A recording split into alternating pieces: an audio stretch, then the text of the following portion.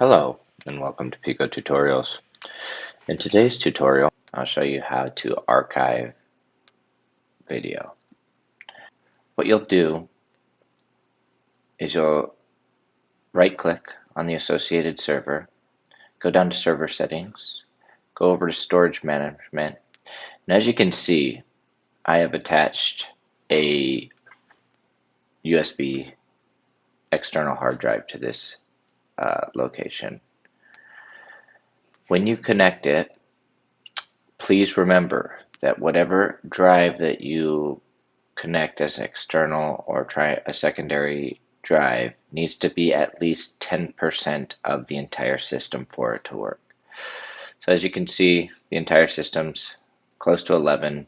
This is a 2 terabyte drive, so it associated it. In doing so, you'll go in and either select main or backup. Obviously this is a backup. And then from there, you'll go down to backup settings. This is where you're going to select whether it's real-time, schedule, on demand. If you go by schedule, you can actually set the schedule as far as what days you want it to run, what time you want it to start. You can say finished or only run for a certain amount of time.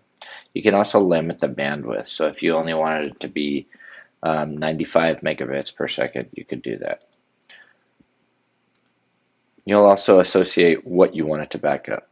So in this instance, I have it only backing up one camera. But you can back up your entire system, your entire server, a selected servers. You can click whatever you want. You can also associate all new cameras if you'd like. And then backup qualities. So whether you want to back up high res, low res, or both streams. You'll select OK. You'll select apply, OK, and then you'll see it backing up.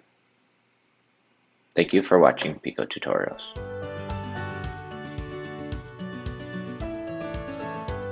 If you would like to watch more how-to videos around Piko, please click here for our tutorial channel, or you can visit us here at PicoVMS.com for more documentation and downloads.